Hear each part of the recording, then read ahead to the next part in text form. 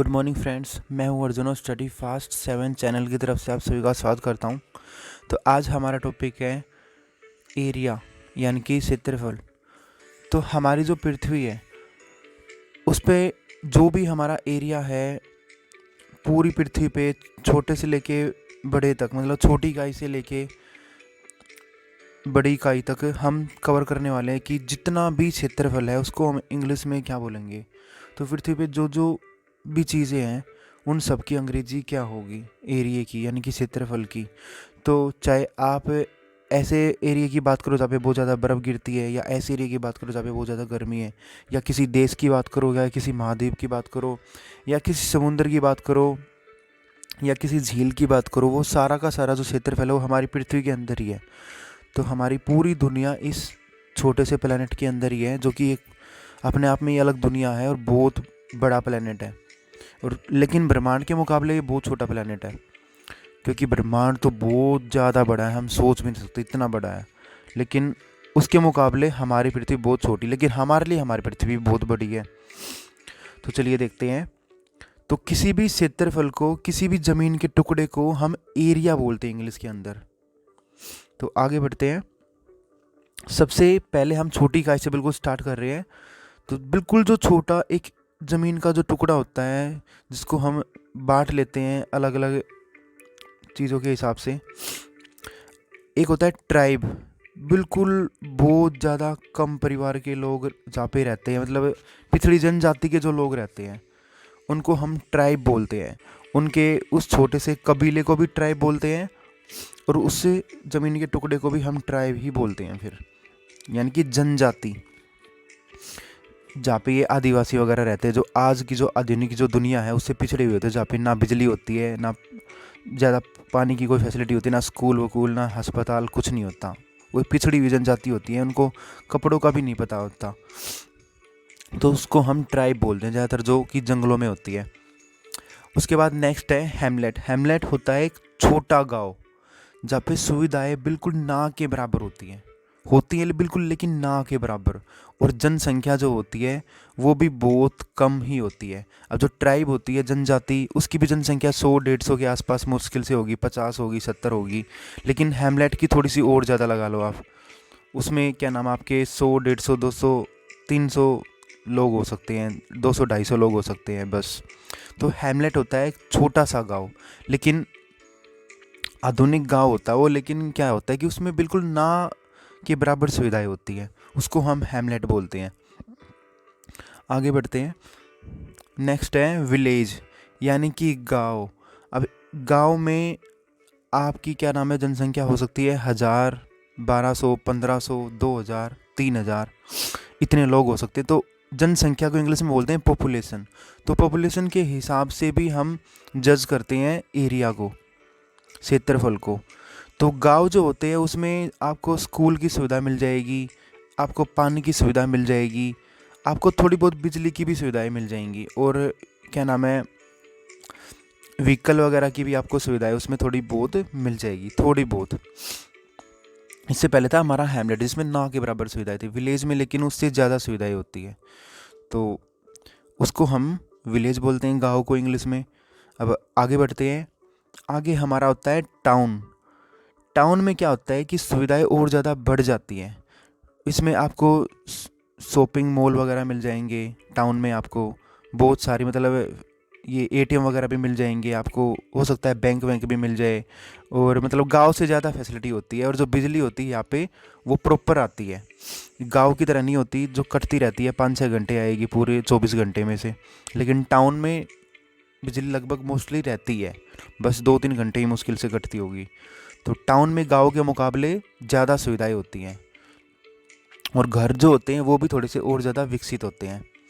और इसकी जो टाउन की जो जनसंख्या होती है वो भी आपकी क्या नाम है, ज़्यादा होती है, गांव के मुकाबले 10 गुना ज़्यादा होती है, 10 गुना, 20 गुना।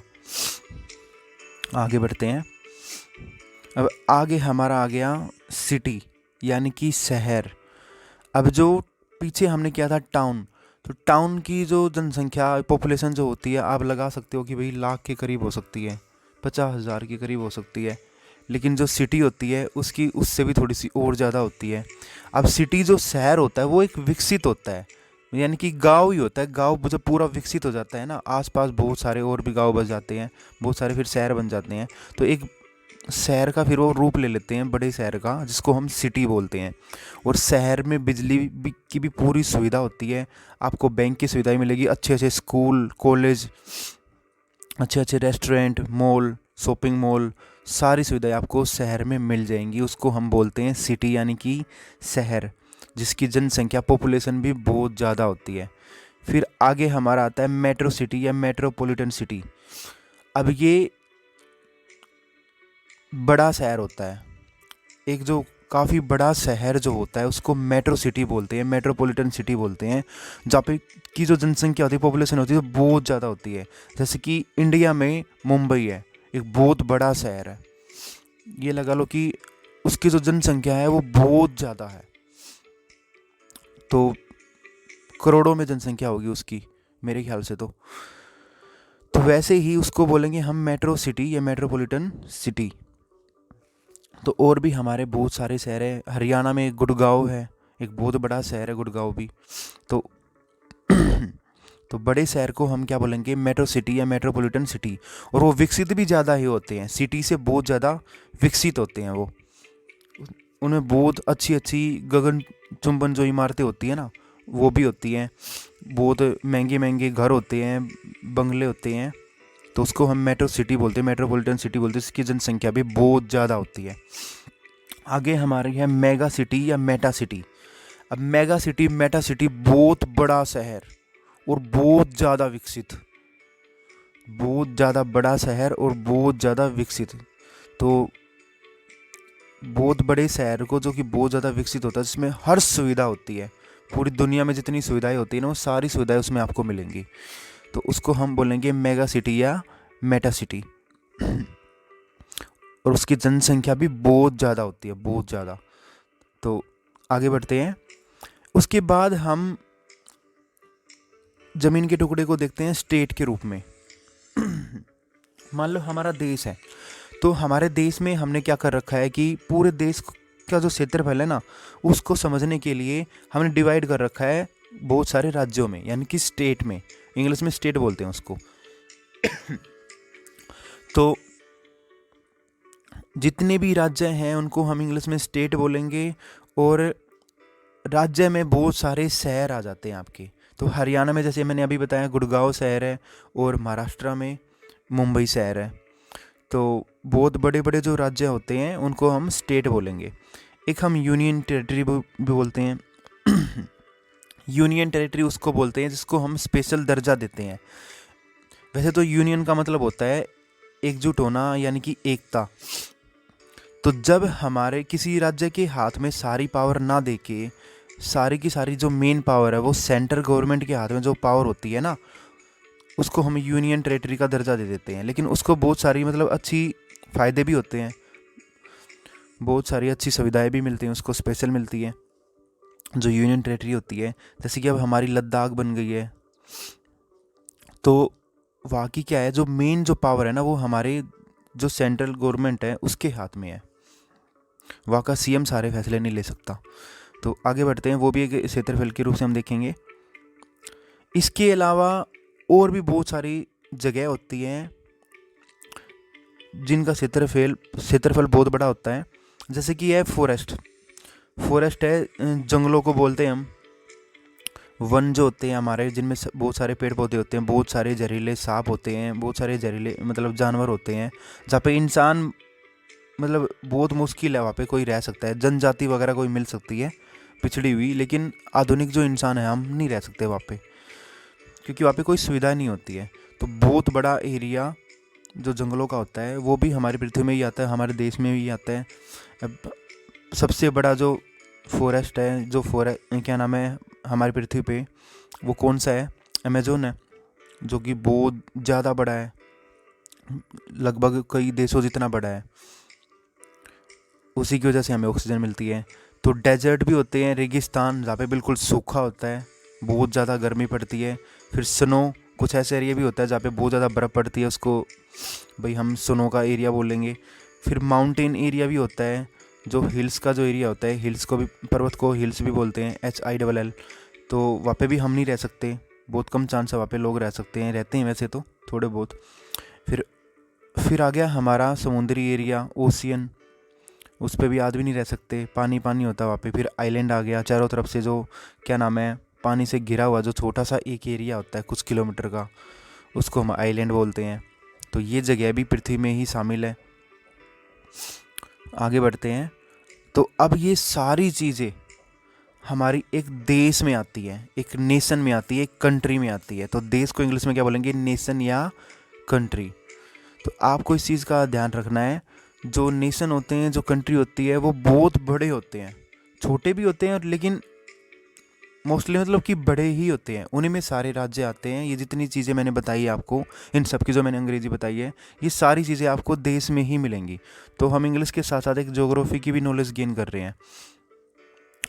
तो आगे बढ़ते हैं। बाकी हमारे ओशियन है, मैंने साइड में लिखा हुआ है, जो पानी का एरिया आ गया वो ओशियन है, और ये सारे नेशन और कंट्री हैं। तो वैसे मैं तुम्हें बता सकता हूँ कि सबसे बड़ा जो हमारा जो देश है वो रसिया है, रूस है, सबसे बड़ा एरिया पूरी पृथ्वी पे। और सबसे छोटा जो देश है वो है वेटिकन सिटी, तो आप सर्च कर लेना, आपको पता लग जाएगा, जिसमें बहुत कम जनसंख्या है, शायद ना के बराबर। तो सबसे छोटा देश वेटिकन सिटी, सबसे बड़ा देश रूस। आगे बढ़ते हैं। इसके बाद हम जो देश हैं उनको भी डिवाइड कर लेते हैं, यानी कि एकजुट करके, कि भाई टोटल देश 195 देश हैं पूरी दुनिया में, 195। तो आप ये लेके चलो कि पृथ्वी का है ना, जैसे कि 40-50 देश एक महाद्वीप में आ गए, 20-30 देश एक महाद्वीप में आ गए, ऐसे करके हमारे 7 महाद्वीप हैं।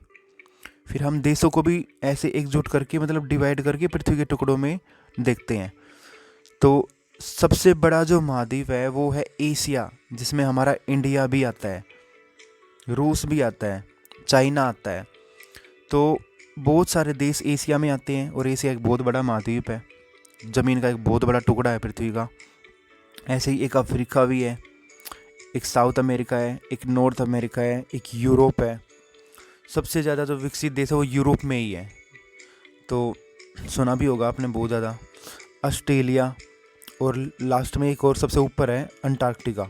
अंटार्कटिका का क्या सीन है कि वहाँ पे बहुत ज़्यादा बर्फ़ गिरती है, तो बहुत ज़्यादा टेम्परेचर, मतलब माइनस में होता है वहाँ पे, कोई इंसान रह ही नहीं सकता, कोई चांस ही नहीं है। लेकिन फिर भी बहुत सारे इंसान कोशिश करते हैं वहाँ पे जाने की, हमारे वैज्ञानिक है वहाँ पे भी जाते हैं वो जांच पड़ताल करने।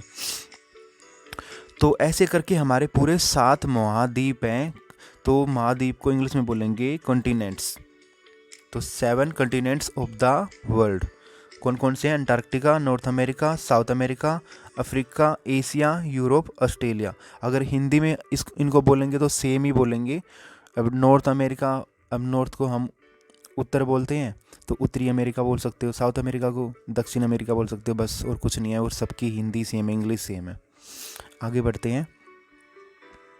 एक बार यहाँ पे देख और लेना, यूरोप का आपको ब्लू में हाईलाइट हो रखा है एरिया, अफ्रीका का येलो में हाईलाइट हो रहा है, और एशिया का हो रहा है रेड में।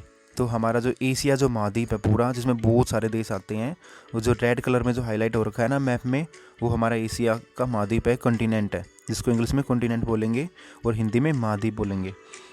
और south America, north America, Europe, Antarctica, जो बिल्कुल नीचे ब्लू कलर में हाईलाइट हो रखा है, ये अंटार्कटिका है, जहाँ पे बर्फ़ गिरती रहती है, माइनस टेम्परेचर होता है वहाँ का। और कोने में है एक ऑस्ट्रेलिया, सबसे छोटा महाद्वीप है ऑस्ट्रेलिया, सबसे बड़ा है एशिया, आपको दिखाई भी दे रहा होगा। तो आगे हमारे आगे महासागर, ओशियन या सी, SEA, सी भी बोलते हैं, ओशियन भी बोलते हैं, समुद्र, जहाँ पे पानी ही पानी होता है और बहुत ज़्यादा गहरे होते हैं। तो सबसे बड़ा जो महासागर है वो है पैसिफिक ओशियन। इसी में आपका वो क्या नाम है, टाइटैनिक जहाज जो डूब गया था, बहुत सारे आदमी मारे गए थे आज से कई साल पहले। तो पैसिफिक ओशियन बहुत बड़ा एक महासागर है। तो समुंदर भी 5 तरह के हैं, Pacific ocean, Indian ocean, Atlantic ocean, Arctic ocean और साउदर्न ओशियन। पैसिफिक ओशियन को प्रशांत महासागर बोलते हैं, इंडियन ओशियन को हिंद महासागर। फिर आपका आ गया अटलांटिक ओशियन, आर्कटिक ओशियन और साउदर्न एशियन। तो इनमें क्या होता है कि पानी ही पानी होता है, रहने का तो कोई मतलब ही नहीं है, कोई रह ही नहीं सकता